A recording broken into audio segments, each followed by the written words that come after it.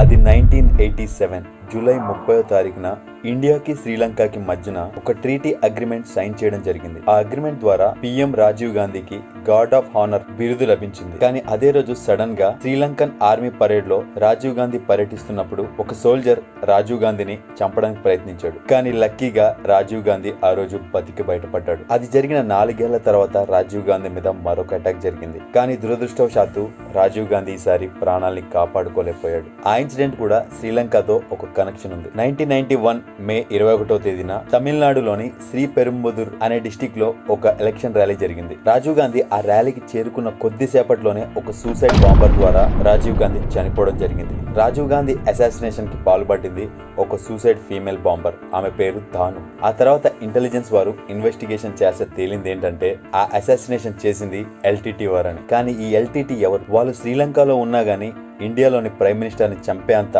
అవసరం వాళ్ళకి ఏమొచ్చింది? ఎందుకు వారు మాటిమాటికి రాజీవ్ గాంధీని చంపాలనుకున్నారు అనే విషయాన్ని ఈ వీడియోలో తెలుసుకోవడానికి ప్రయత్నిద్దాం. మరి ఇంకెందుకు ఆలస్యం, మీరు ఇదివరకు ఎప్పుడు చూడటువంటి కొన్ని అద్భుతమైన ఇంట్రెస్టింగ్ ఫ్యాక్ట్స్ గురించి మీకు తెలియని కొన్ని ఆసక్తికరమైన విషయాలు ఈ వీడియోలో తెలుసుకునే ముందు మా ఛానల్ ని సబ్స్క్రైబ్ చేయడం మాత్రం మర్చిపోకండి. ఇక టాపిక్ లోకి వెళ్దాం. రాజీవ్ గాంధీ అసాసినేషన్ గురించి ఇన్వెస్టిగేట్ చేయాలంటే ముందుగా మనం 1987 ఇండియా శ్రీలంక పీస్ అకార్డ్ నుండి మొదలు పెట్టాలి. ఆ ట్రీటీ మీద సైన్ చేయడం వల్లే రాజీవ్ గాంధీకి థ్రెట్ ప్రాణం వరకు వచ్చింది. ఆ సమయంలో శ్రీలంకలో 2 వర్గాల ప్రజలు ఉండేవారు. ఒకరు సిన్హలీస్, ఇంకొకరు తమిళియన్స్. సిన్హలీసు శ్రీలంక ప్రజలే, కానీ తమిళియన్స్ తమిళనాడు నుండి శ్రీలంకకి వలస వెళ్ళిన వారు. అప్పుడే కొత్తగా శ్రీలంకలో ఒక గవర్నమెంట్ ఏర్పడింది. వారు శ్రీలంకలో ఉండే తమిళియన్స్ బాగా చదువుకున్నవారు. అంతేకాకుండా అన్ని గవర్నమెంట్ జాబుల్లో, అన్ని ఎడ్యుకేషనల్ ఇన్స్టిట్యూషన్స్ లో ముందు వారే ఉండేవారు. అలాగే లోకల్లో ఉండే సిన్హలీస్ పెద్దగా చదువుకునేవారు కాదు. దానివల్ల వారికి పెద్దగా గవర్నమెంట్ జాబ్స్ వచ్చేవి కాదు. కానీ దానివల్ల రిజర్వేషన్స్ ఎక్కువగా తమిళియన్స్ కే ఉండేవి. కానీ అప్పుడే శ్రీలంకలో కొత్తగా ఒక గవర్నమెంట్ ఫామ్ అయింది. కొత్తగా వచ్చిన గవర్నమెంట్ రిజర్వేషన్స్ లో కొన్ని మార్పులు తీసుకొచ్చింది. అదేంటంటే ఎక్కువ శాతం రిజర్వేషన్స్ సిన్హలీస్కి ఇచ్చి చాలా తక్కువ శాతం రిజర్వేషన్స్ తమిళియన్స్కి ఇచ్చింది. అలా ఆ 2 వర్గాల మధ్య గొడవకి కారణం అగ్గి రాజేసుకుంది. ఆ గొడవల్ని ఆపడానికి ఇండియన్ గవర్నమెంట్ 1987 జూలై 29న రాజీవ్ గాంధీ శ్రీలంకకి చేరుకున్నాడు. అప్పుడు రాజీవ్ గాంధీ శ్రీలంక ప్రెసిడెంట్ అయిన జేఆర్ జయవర్ధనతో ఒక పీస్ ట్రీటీ మీద సైన్ చేశాడు. ఆ ట్రీటీని ఇండియా శ్రీలంక పీస్ ట్రీట్ అని అంటారు. కానీ ఆ సమయంలో శ్రీలంకలో పరిస్థితులు అస్సలు బాలేదు. ప్రభుత్వం మీద సివిల్ వార్ జరుగుతుంది. ప్రజలు శ్రీలంక మీద చాలా తిరుగుబాటు చేశారు. శ్రీలంకలో ఉండే సిన్హలీసు మరియు తమిళియన్స్ మధ్యన ఒక పెద్ద యుద్ధమే జరుగుతుంది. శ్రీలంకన్ ఆర్మ్డ్ ఫోర్సెస్ అలాగే కొన్ని తమిళియన్ ఆర్మ్డ్ ఫోర్సెస్ ఒకరినొకరు చంపుకుంటున్నారు. మరొక వైపు శ్రీలంకలోని సదరన్ పార్ట్ లో జనతా విముక్తి పెరమున అనే గ్రూపు శ్రీలంకన్ గవర్నమెంట్ కి ఆపోజిట్ గా ఒక ఆర్మ్డ్ రెవెలియన్ లాంచ్ చేశారు. ఇలాంటి పరిస్థితిలో రాజీవ్ గాంధీ వచ్చి ఇండియా శ్రీలంక ఈ స్ట్రీట్ మీద సైన్ చేశాడు. ఆ సమయంలో తమిళ గవర్నమెంట్ శ్రీలంకన్ ప్రజలకి సెల్ఫ్ గవర్నెన్స్ రైట్స్ ఇచ్చేసింది. అలా చేయడం వల్ల Tamilian armed forces shut down అవుతాయని శ్రీలంకన్ గవర్నమెంట్ భావించింది. ఆ సమయంలో శ్రీలంకలో ఉన్న ఇండియన్ హై కమిషనర్ అయిన ఎన్ఎన్ జా ఆ పీస్ స్ట్రీట్ ని తయారు చేసింది. ఆ పీస్ స్ట్రీట్ ని ఎందుకు రూపొందించారంటే ఈ గొడవలు గనక ఇలాగే జరిగితే శ్రీలంక 2 ముక్కలు అయిపోతుందని ఆ పీస్ స్ట్రీట్ ని తయారు చేశారు. ఇందిరాగాంధీ సమయం నుండే శ్రీలంక ఇండియా నుంచి విడిపోవడం ఆమెకి అస్సలు ఇష్టం లేదు. ఇందిరాగాంధీ ఏమని భావించిందంటే శ్రీలంకని ఇండియా నుండి విడగొట్టకుండా అక్కడి ప్రజలకి ఇండియన్ సిటిజన్స్ లానే ఈక్వల్ రైట్స్ ఇద్దామనుకుంది. ఎందుకంటే ఇందిరాగాంధీకి ముందే తెలుసు ఒకవేళ శ్రీలంకని గనక పార్టీషన్ చేస్తే సిన్హలీస్ తో శ్రీలంకలో ఉండే తమిళియన్స్ కి చాలా ప్రాబ్లమ్స్ వస్తాయని. కానీ ఇక్కడ మనం గమనించాల్సింది ఏంటంటే ఇది శ్రీలంకకి ఒక ప్రెస్టేజ్ ఇష్యూ. ఆ పరిస్థితులనే దృష్టిలో పెట్టుకొని రాజీవ్ గాంధీ కూడా ఆ పీస్ అకార్డ్ మీద సైన్ చేశారు. అలా రాజీవ్ గాంధీ పీస్ ట్రీట్ మీద సైన్ చేయడం శ్రీలంకలో ఉండే తమిళియన్స్ కి అస్సలు ఇష్టం లేదు, ముఖ్యంగా ఎల్టీటీ గ్రూప్ కి. అది ఎందుకు అనే విషయాన్ని తెలుసుకునే ముందు అసలు ఈ ఎల్టీటీఈ అంటే ఏంటో తెలుసుకుందాం. ఈ ఎల్టీటీకి ఆ పీస్ ట్రీట్ కి ఏంటి సంబంధం? ఎల్టీటీఈ అంటే అది ఒక తమిళ్ ఆర్మ్డ్ ఫోర్సెస్. శ్రీలంకలో ఉండే తమిళియన్స్ యొక్క రైట్స్ కోసం ఆ గ్రూప్ పోరాటం చేసేది. శ్రీలంకలో చాలా ఆర్మ్డ్ ఫోర్సెస్ ఉన్నాయి, కానీ శ్రీలంకన్ ఆర్మీని ఎదుర్కొనే పవర్ ఈ ఎల్టీటీకే ఉంది. అంటే అర్థం చేసుకోవచ్చు ఎల్టీటీ శ్రీలంకలో ఎంత పవర్ఫుల్ గా ఎదిగిందో.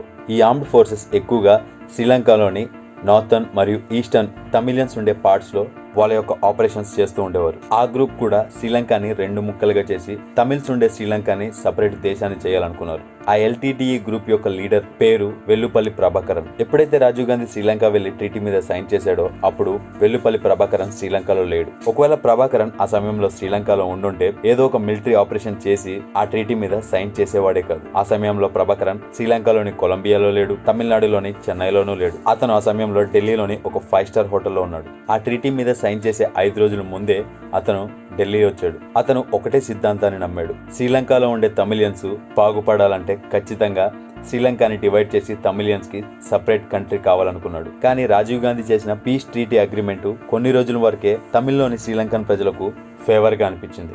ఆ తర్వాత మళ్ళీ అవే పరిస్థితులు వస్తాయనుకున్నారు. ఆ పీస్ ట్రీట్ చేసేటప్పుడు అక్కడికి వెల్లుపల్లి ప్రభాకరన్ కూడా రమ్మన్నారు. కానీ శ్రీలంకన్ గవర్నమెంట్ మీద వెల్లుపల్లి ప్రభాకరన్ కి అస్సలు నమ్మకం లేదు. అందుకే ఆ ట్రీటీ అగ్రిమెంట్ కి అతను రాలేదు. ఆ తర్వాత జూలై 28న ప్రభాకరన్ రాజీవ్ గాంధీని కలిశాడు. రాజీవ్ గాంధీ ప్రభాకరన్ కి చాలా నచ్చ చెప్పాడు. ఒకవేళ రాజీవ్ గాంధీ మాట గనక ఆ రోజు ప్రభాకరన్ వినుంటే ఇండియన్ ఆర్మీ వెళ్లి శ్రీలంకలో ఉండే తమిళియన్స్ కి ప్రొటెక్షన్ ఇచ్చేవారు. దాదాపు గంటన్నర పాటు వారిద్దరూ మాట్లాడుకున్న తర్వాత ఒక జెంటిల్మెన్ అగ్రిమెంట్ ని వారిద్దరు చేసుకున్నారు. కానీ ఆ అగ్రిమెంట్ మీద ఇంకా కొన్ని సందేహాలు ప్రభాకరన్ కు ఉన్నాయి. దానివల్ల ప్రభాకరన్ ఇంకోసారి రాజీవ్ గాంధీని కలవాలనుకున్నాడు. కానీ ఆ నెక్స్ట్ డేనే రాజీవ్ గాంధీ శ్రీలంక వెళ్లి పీస్ అకార్డ్ మీద సైన్ చేశాడు. ఆ విషయం వెల్లుపల్లి ప్రభాకరన్ కి అస్సలు నచ్చలేదు. రగిలిపోయాడు. రాజీవ్ గాంధీని చంపేయాలంత కోపంతో ఊగిపోయాడు. అసలు ఆ ట్రీటీ అగ్రిమెంట్ ఇండియాకి బెనిఫిట్ గా ఉందా లేదా అనే విషయాన్ని ఇప్పుడు మనం తెలుసుకుందాం. అసలు అగ్రిమెంట్ అప్పటికప్పుడు అర్జెంట్ గా ఎందుకు చేసుకోవాల్సి వచ్చింది, దానివల్ల ఇండియాకి ఏమైనా బెనిఫిట్స్ ఉన్నాయా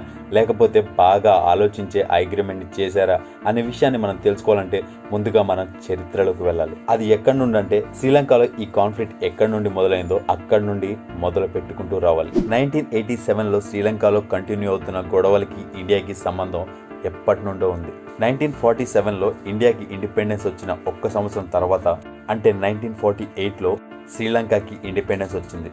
ఆ సమయంలో శ్రీలంకని సిలోన్ అని పిలిచేవారు.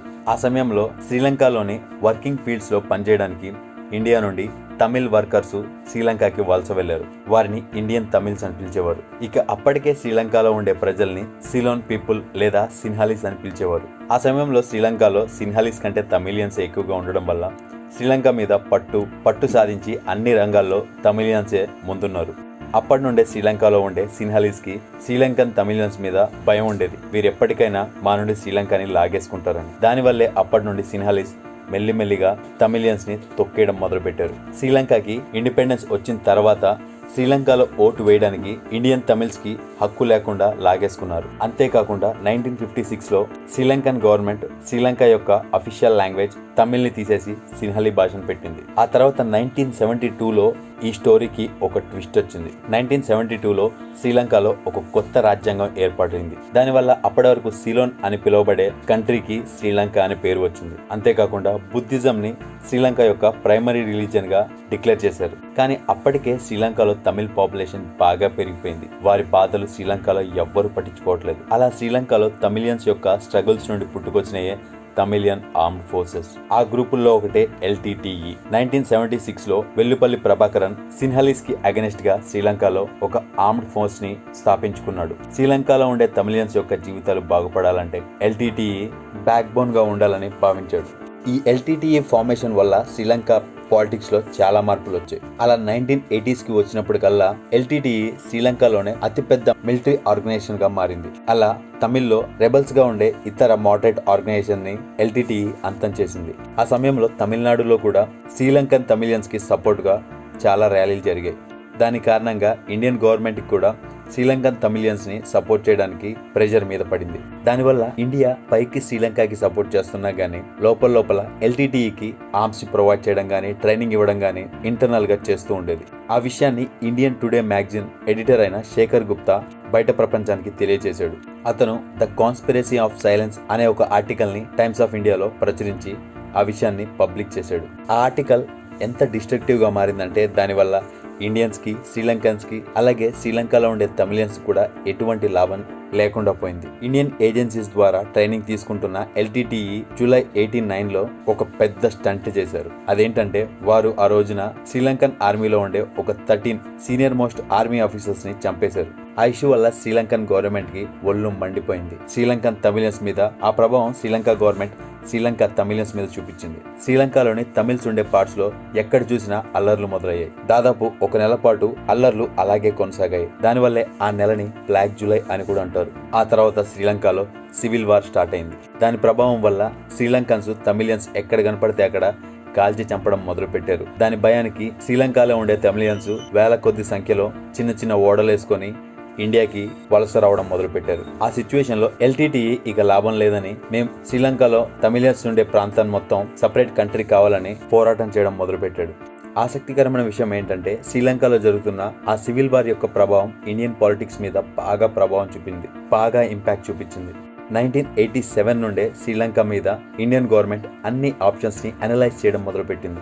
శ్రీలంకలోని సిచ్యువేషన్స్ ఇండియాలో ఉండి అనలైజ్ చేస్తున్నారు, కానీ అక్కడ నిజంగా జరుగుతున్న సిచ్యువేషన్స్ ఇండియా యొక్క రా ఏజెన్సీకి తెలియదు, అలాగే ఇండియన్ ఆర్మీకి కూడా తెలియదు. మరొక వైపు Sri Lankan armed forces Indian movement, Tamil movements ని డిస్ట్రాయ్ చేయడానికి చేయాల్సిన ప్రయత్నాలన్నీ చేస్తున్నారు. ఇక ఇలా చేస్తే ఇదే కంటిన్యూ అయితే మునుముందు చాలా ప్రాబ్లమ్స్ ఫేస్ చేయాల్సి వస్తుందని ఇండియన్ గవర్నమెంట్ ఒక డిసిషన్ తీసుకుంది. దాని కారణంగానే ఇండియన్ గవర్నమెంట్ ఆపరేషన్ పూమలైని స్టార్ట్ చేసింది. దాన్ని ఈగల్ మిషన్ 4 అనే కోడ్ నేమ్ తో కూడా పిలుస్తారు. ఆ ఆపరేషన్ లో భాగంగా ఇండియన్ ఎయిర్ ఫోర్స్ రాత్రి సమయంలో శ్రీలంక యొక్క జాఫ్నా డిస్టిక్ లో తమిళ్ ఆర్మ్డ్ ఫోర్సెస్ వారికి ఆర్మ్స్ ని ఎయిర్ డ్రాప్ చేయాలి. దానివల్ల ఇండియన్ గవర్నమెంట్ తమిళ్ టైగర్స్ కి సపోర్టివ్ గా నిలిచింది. ఆపరేషన్ చేసిన తర్వాత ఎల్టీటీఈ మరింత పవర్ఫుల్ గా మారింది. ఇక ఆ ఫోర్స్ ను తట్టుకోలేక శ్రీలంకన్ గవర్నమెంట్ ఇండియా దగ్గరికి వచ్చి ఇండియన్ గవర్నమెంట్ తో కూర్చొని మాట్లాడాలనుకుంది. దాని కారణంగానే 1987 జూలై 29న ఇండియా శ్రీలంక మధ్యలో పీస్ అకార్డ్ సైన్ చేయబడింది. అదే రోజు ఇండియన్ గవర్నమెంట్ మరొక డిసిషన్ కూడా తీసుకుంది. అదేంటంటే IPKF అంటే ఇండియన్ పీస్ కీపింగ్ ఫోర్సెస్ ని శ్రీలంకలోనే ఉంచి తమిళియన్స్ కి ప్రొటెక్షన్ గా పెడతామని శ్రీలంకకి చెప్పింది. కానీ IPKF ని శ్రీలంకకి పంపడం ఆ పీస్ ట్రీటీ అగ్రిమెంట్ లో లేదు.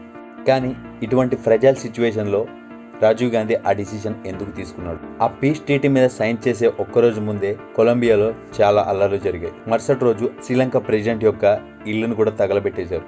అంటే అంత పెద్దగా శ్రీలంకలో అల్లర్లు స్టార్ట్ అయ్యాయి. ఆ అల్లర్లను దృష్టిలో పెట్టుకొని శ్రీలంకన్ ప్రెసిడెంట్ అయిన జయవర్ధన ఈ వైలెన్స్ ని ఆపడానికి జాఫ్నా నుండి శ్రీలంకన్ ఆర్మ్డ్ ఫోర్సెస్ ని రిటర్న్ వెళ్లిపోమని చెప్పాడు. అలాగే జాఫ్నా మరియు టెంకోమలి డిస్ట్రిక్ట్స్ లో సెక్యూరిటీని పెంచడానికి ఇండియన్ ఫోర్సెస్ ని పంపమన్నాడు. అలా చెప్పిన కేవలం 6 గంటల్లోనే ఇండియన్ ఫోర్సెస్ ఆ డిస్ట్రిక్ట్స్ కి సెక్యూరిటీ ఇవ్వడానికి చేరుకున్నాయి. అప్పుడు ఆ ఫోర్స్ ని కమాండ్ చేస్తుంది లెఫ్టినెంట్ కర్నల్ దీపేందర్ సింగ్. అలా శ్రీలంకకి వెళ్లిన ఇండియన్ పీస్ కీపింగ్ ఫోర్స్ యొక్క ముఖ్య ఉద్దేశం ఏంటంటే వారు వెళ్లిన ప్రాంతాల్లో ఎటువంటి గొడవలు జరగకుండా పీస్ఫుల్ గా ఉంచాలనేదే వారి యొక్క ముఖ్య ఉద్దేశం. ఆ రెండు రైవల్ ఆర్మ్ గ్రూప్స్ ని కూల్ డౌన్ చేసి అక్కడ పీస్ ని నెలకొల్పాలనేదే వారి యొక్క ఉద్దేశం. దాంట్లో భాగంగానే వెల్లుపల్లి ప్రభాకరన్ కి వారి యొక్క ఆర్మ్స్ ని ఇండియాకి సరెండర్ చేయమని చెప్పారు. కానీ ఎల్టీటీఈ తమ యొక్క ఆర్మ్స్ ని ఇండియన్ గవర్నమెంట్ కి సరెండర్ చేసిందా లేదా?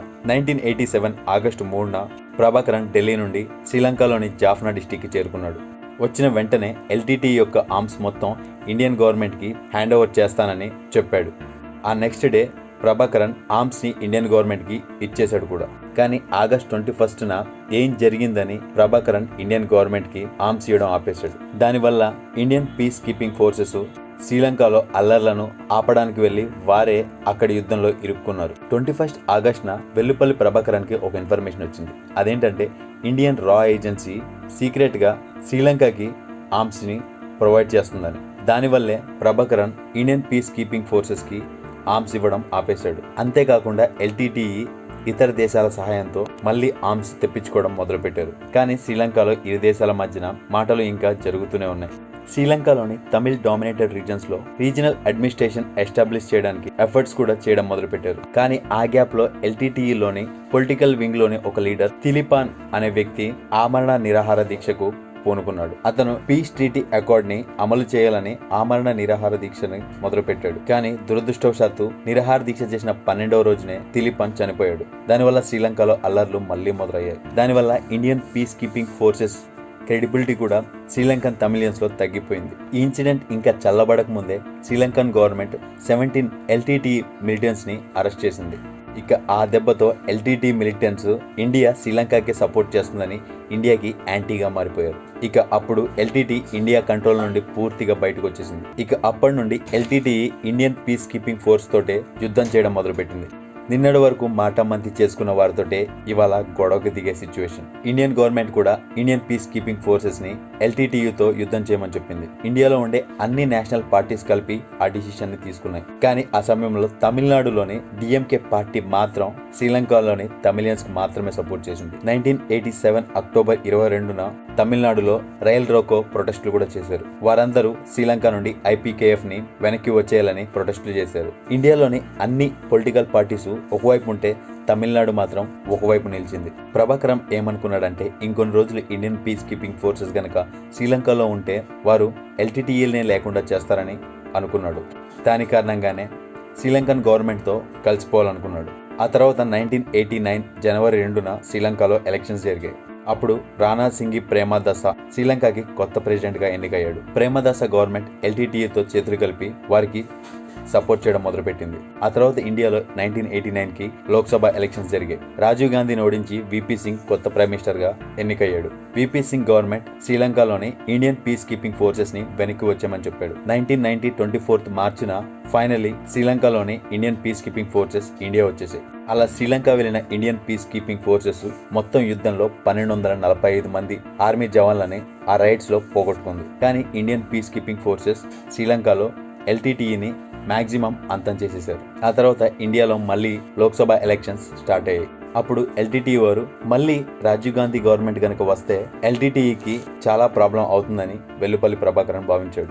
అలా జరిగితే ఇంకా LTTE వారు అనుకున్నట్లుగా శ్రీలంకలోని తమిళన్స్ కి సపరేట్ కంట్రీ రాదని 1991 మే 21న రాజీవ్ గాంధీని అసాసినేట్ చేసి సెల్ఫ్ బాంబర్ ద్వారా అసాసినేట్ చేసి చంపేశారు. రా ఏజెన్సీకి మాత్రం ముందుగానే ఇన్ఫర్మేషన్ వచ్చింది. ఆ రోజు రాజీవ్ గాంధీకి థ్రెట్. ఆ పరిణామం రాజీవ్ గాంధీ ప్రాణం మీదకే వస్తుందని ఎవరూ అనుకోలేదు. అలా రాజీవ్ గాంధీని LTTE వారు అసాసినేట్ చేసి చంపేశారు. సరిగ్గా రాత్రి 8:20 రాజీవ్ గాంధీ గారు చెన్నై ఎయిర్పోర్ట్ లో దిగారు. అక్కడ కాంగ్రెస్ కార్యకర్తలు ఆయనకి చాలా పెద్ద స్వాగతం పలికారు. రాజీవ్ గాంధీ గారు చెన్నై ఎయిర్పోర్ట్ నుండి 33 కిలోమీటర్ల దూరంలో ఉన్న పెరంబదూర్ కి తన కారులో అక్కడి నుండి బయలుదేరారు. మరో పక్క రాజీవ్ గాంధీ గారిని హత్య చేయబోతున్న ఆ 5 వ్యక్తులు రాజీవ్ గాంధీ ప్రసంగించబోయే సభ ప్రాంగణానికి చేరుకున్నారు. అయితే ఇప్పుడు రాజీవ్ గాంధీ గారు ప్రసంగించబోయే ఆ సభ ప్రాంగణం ఎలా ఉందో దాని గురించి ఇప్పుడు మనం తెలుసుకుందాం. ఆ సభా ప్రాంగణంలో రాజీవ్ గాంధీ గారు మొత్తం నిలబడే ప్రసంగించారు. ఆ సభ నుండి 100 మీటర్ల దూరంలో అంటే ఆ సభ యొక్క ఎంట్రన్స్ ఏరియాలో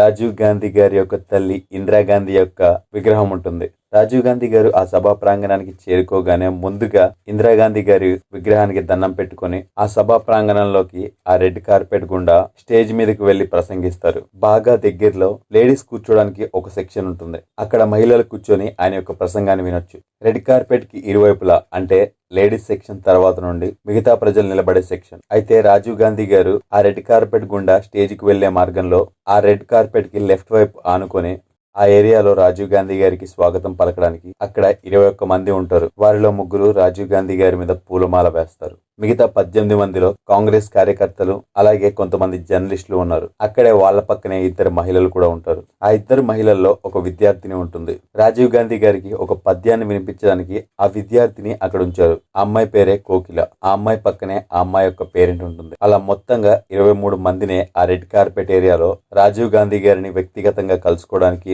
మరియు స్వాగతించడానికి అనుమతించారు. అయితే ఆ ఏరియాలో ఉండే 23 మంది ఎందుకు ప్రత్యేకం అంటే ఆ 23 మంది మాత్రమే రాజీవ్ గాంధీ గారు అక్కడికి వచ్చినప్పుడు వారు మాత్రమే ఆయన్ని వ్యక్తిగతంగా కలవగలరు. అంటే ఆ 23 మంది మాత్రమే రాజీవ్ గాంధీకి బాగా దగ్గరగా వెళ్తారు. సో రెడ్ కార్పెట్ పక్కన రాజీవ్ గాంధీని కలవబోయే ఆ 23 మందిని గమనించాల్సిన బాధ్యత అక్కడ ఉన్న సబ్ ఇన్స్పెక్టర్ మరియు కానిస్టేబుల్ల నేతృత్వంలో అక్కడ ఉన్న 300 మంది పోలీసులపై ఉంది. కాబట్టి ఆ 23 మందిని క్లియర్ గా చెక్ చేసిన తర్వాతే ఆ రెడ్ కార్పెట్ ఏరియాలోకి వీరు వెళ్లడానికి పోలీసులు వీళ్ళని అనుమతించారు. అలానే రాజీవ్ గాంధీ గారి ఈ సభా ప్రాంగణం మొత్తం IPS ఆఫీసర్ అయిన RK రాఘవన్ గారి ప్రత్యేక పరిరక్షణలో చాలా కట్టుదిట్టంగా ఉంది. అయితే ఈ సభా ప్రాంగణం ఏర్పాట్లు మొత్తం DJ డోస్ అనే కాంగ్రెస్ వ్యక్తి పర్యవేక్షణలో జరిగాయి. ఆయనే రాజీవ్ గాంధీ గారిని పర్సనల్ గా కలిసి 23 మంది వ్యక్తుల యొక్క లిస్ట్ ని ఆయన ముందుగానే రాసుకొని వారిని ఆ ప్లేస్ లో ఉండడానికి అనుమతించారు.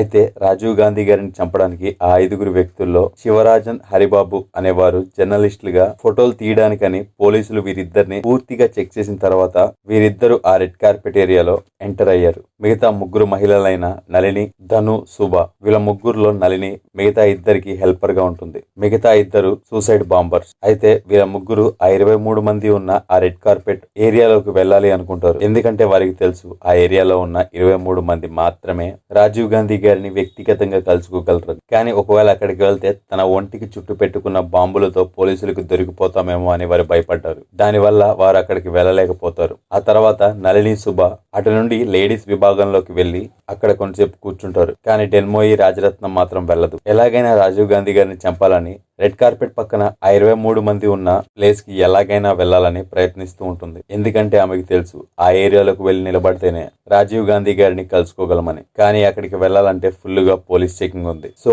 అక్కడికి వెళ్ళలేక ఇక్కడే నిలబడిపోయి ఉంటుంది. ఆ తర్వాత రాజీవ్ గాంధీ గారిని కలిసే 23 మంది లిస్ట్ లో మా పేర్లు కూడా చేర్చాలని డీజే బోస్ ని అక్కడ ఉన్న శివరాజన్, హరిబాబు అలాగే కొంతమంది ప్రజలు డిమాండ్ చేస్తారు. దీంతో అక్కడ చాలా మంది మా పేర్లు కూడా ఆ లిస్ట్ లో చేర్చాలని ఆ రెడ్ కార్పెట్ వద్ద విపరీతమైన తోపుసలాట మొదలై వెనకాల ఉన్న ప్రజలంతా ఆ రెడ్ కార్పెట్ వద్దకు వచ్చి ఆ రెడ్ కార్పెట్ వద్ద ఒక గందరగోళం ఏర్పడుతుంది. కరెక్ట్ గా అదే అదునుగా చూసుకొని బయట ఉన్న డెన్మోయి రాజరత్నం ఆ రెడ్ కార్పెట్ మీదుగా వచ్చి ఆ 23 మంది వెనకాల నిలబడుతుంది. దీంతో పోలీసులు అక్కడ కంట్రోల్ చేయడంతో కొంతసేపటికి అక్కడ తోపుసలాట అనేది తగ్గుతుంది. మరి కొంతసేపటికి డీజే బోస్ పరిగెత్తుకుంటూ స్టేజ్ మీదకు వెళ్లి మరి కొద్ది నిమిషాల్లో రాజీవ్ గాంధీ గారు ఇక్కడికి రాబోతున్నారని అనౌన్స్ చేస్తాడు. రాజీవ్ గాంధీ గారు సరిగ్గా రాత్రి 10 గంటలకి తన కారులో చెన్నై ఎయిర్పోర్ట్ నుండి పెరంబదూర్లో ఆ సభా ప్రాంగణానికి చేరుకుంటాడు. చేరుకోగానే ఆ సభా ప్రాంగణం నుండి 100 మీటర్ల దూరంలో ఉన్న ఇందిరాగాంధీ గారి విగ్రహానికి దండం పెట్టుకున్న తర్వాత ఆ రెడ్ కార్పెట్ గుండా సభా ప్రాంగణంలోకి ప్రవేశిస్తాడు. దీంతో ఆ రెడ్ కార్పెట్ వద్ద ఉన్న వ్యక్తులు రాజీవ్ గాంధీ గారి మీద పూలమాలను వేసి ఆయనకి ఘన స్వాగతం పలికారు. వారి పక్కనే ఉన్న కోకిల అనే విద్యార్థిని రాజీవ్ గాంధీ గారికి ఒక పద్యం చెప్పి వినిపిస్తుంది. ఇంతలో వారి వెనకాల ఆ రెడ్ కార్పెట్ లో విపరీతమైన తోపుసలాట జరుగుతుంది. దీంతో అక్కడ వెనకాల ఉన్న ఆ రాజరత్నం ఆ రెడ్ కార్పెట్ లోకి రావడానికి, రాజీవ్ గాంధీ గారిని కలవడానికి ముందుకు రావడానికి ప్రయత్నించింది. ఇంతలో అక్కడ ఉన్న సబ్ ఇన్స్పెక్టర్ అనసూయ, మీకు ఇక్కడ ఏమైనా ప్రమాదాలు జరిగే అవకాశాలు ఎక్కువగా ఉన్నాయి అని ఆ సబ్ ఇన్స్పెక్టర్ అనసూయ రాజీవ్ గాంధీ గారికి చెప్తుంది. అలాగే అక్కడ వెనకాల తోపులాట్లో ముందుకు వస్తున్న ఆ రాజరత్నంను ఆ సబ్ ఇన్స్పెక్టర్ రాజీవ్ గాంధీ గారి వద్దకు వెళ్లకుండా ఆపింది. అది చూసిన రాజీవ్ గాంధీ గారు ఆమెను ముందుకి పంపించాల్సిందిగా అనుమతిస్తాడు. దీంతో ఆ రాజరత్నం అనే మహిళ రాజీవ్ గాంధీ గారి దగ్గరికి వచ్చి ఆయన మీద ఒక పూలమాల వేసి ఆయన కాళ్ళకి నమస్కరిస్తున్నట్లుగా క్రిందకి వంగి తన నడుము కాడ ఉన్న ఆర్డిఎస్ బాంబు యొక్క బటన్ నొక్కింది. దాంతో సరిగ్గా రాత్రి 10:20 క్షణాల్లో ఆ బాంబు పేలి ఆ రాజరత్నం, రాజీవ్ గాంధీ గారు అలానే కోకిల అనే ఆ విద్యార్థినితో సహా మొత్తం 16 మంది తమ యొక్క శరీరాల్ని ముక్కలు ముక్కలుగా ఆ బాంబు దాడికి పేలిపోయారు. వారంతా స్పాట్ లో అతి దారుణంగా చనిపోయారు. మరియు ఆ చుట్టుపక్కల ఉన్న 47 మందికి తీవ్ర గాయాలయ్యాయి. అయితే ఆ బాంబు దాడిలో జర్నలిస్ట్ హరిబాబు కూడా చనిపోయాడు. కానీ అతని వద్ద ఉన్న కెమెరాలో బయటపడ్డ ఫోటోల ఆధారంగా ఈ ప్రమాదాన్ని జరిపించింది ఎల్టీటీఈ గ్రూప్ లీడర్ అయిన ప్రభాకరన్ గ్రూప్ అని అర్థమయ్యి వాళ్ళని పట్టుకోవడానికి ఇండియన్ గవర్నమెంట్ దాడులు నిర్వహించింది. అయితే ఈ ప్రమాదానికి కారణమైన మెయిన్ గా 6 వ్యక్తుల్లో రాజరత్నం మరియు హరిబాబు కూడా ఆ బాంబు దాడిలో మరణించారు. శుభ అలాగే శివరాజన్ కూడా తర్వాత వాళ్ళు ఆత్మహత్య చేసుకుని చనిపోయారు. ఇక మిగిలింది ప్రభాకరన్ అలానే నళిని. వాళ్ళతో పాటు ఆ బాంబు తయారు చేయడానికి హెల్ప్ చేసిన ఫెరారీ వాళ్ళని కూడా సుప్రీంకోర్టు వారి ముగ్గురికి ఉరిశిక్ష విధించి కొన్ని సంవత్సరాల తర్వాత దాన్ని జీవిత ఖైదీగా మార్చింది. అయితే ఇక్కడ మనం తెలుసుకోవాల్సిన విషయం ఏంటంటే రాజీవ్ గాంధీ గారి భార్య సోనియా గాంధీ గారు ఇండియాకి ప్రధానిగా తాను కాకుండా వేరే వ్యక్తిని నిలబెట్టమని, రాజీవ్ గాంధీ గారిని ఇండియాకి ప్రధానిగా ఉండొద్దని, అలా ఉంటే నిన్ను కూడా ఇందిరాగాంధీ గారిలానే చంపేస్తారని ఈ విషయాన్ని సోనియా గాంధీ గారు తన భర్త అయిన రాజీవ్ గాంధీ గారికి చాలాసార్లు చెప్పారు. కానీ రాజీవ్ గాంధీ గారు ఆమె మాటని ఎప్పుడు పట్టించుకోలేదు. అంతేకాదు రాజీవ్ గాంధీ గారు తమిళనాడు వస్తే ఆయన ప్రాణాలకే ప్రమాదమని అప్పుడు తమిళనాడుకి గవర్నర్ గా ఉన్న భీష్మ నారాయణ్ సింగ్ రాజీవ్ గాంధీ గారిని రావద్దని 2 సార్లు హెచ్చరించారు. కానీ రాజీవ్ గాంధీ గారు ఆయన మాటల్ని కూడా లెక్క చేయకుండా రాజీవ్ గాంధీ గారు తన మరణాన్ని తనే కొని తెచ్చుకున్నాడు. ఇలా రాజీవ్ గాంధీ గారి రాజకీయ ప్రస్థానం తనకి 46 ఏళ్ల వయసులో ఉన్నప్పుడు అలా అతి దారుణంగా ముగిసింది. మే 24, 1991 యమునా నది దగ్గరలో వరుభూమి ప్రాంతంలో రాజీవ్ గాంధీ గారి డెడ్ బాడీకి అంత్యక్రియలు చేశారు. నెహ్రూ, ఇందిరాగాంధీ, రాజీవ్ గాంధీ బ్రదర్ అయిన సంజయ్ గాంధీ అంత్యక్రియలు కూడా అక్కడే జరిపించారు. కథలో ట్విస్ట్ ఏంటంటే రాజీవ్ గాంధీ గారు చనిపోయే 6 గంటల ముందు శ్రీలంకలోని ఇండియన్ ఎంబసీకి వచ్చిన ఫోన్ కాల్ విషయానికి వస్తే అది ఎటువంటి ఐడెంటిటీ లేని ఒక శాటిలైట్ ఫేక్ ఫోన్ కాల్. గతంలో కూడా ఇలాంటి ఫేక్ కాల్స్ చాలా వస్తూ ఉండేవి అని వారు లైట్ తీసుకున్నారు. కానీ ఆ కాల్ చేసింది వేలుపల్లి ప్రభాకరన్. చూశారు కదా, మీకు తెలియని కొన్ని ఆసక్తికరమైన విషయాలు ఈ వీడియో కనుక మీకు నచ్చినట్లయితే లైక్ చేయండి, షేర్ చేయండి. ఇలాంటి మరికొన్ని ఆసక్తికరమైన విషయాల గురించి తెలుసుకోవాలనుకుంటే మా ఛానల్ని సబ్స్క్రైబ్ చేయడం మాత్రం మర్చిపోకండి. Thank you for watching.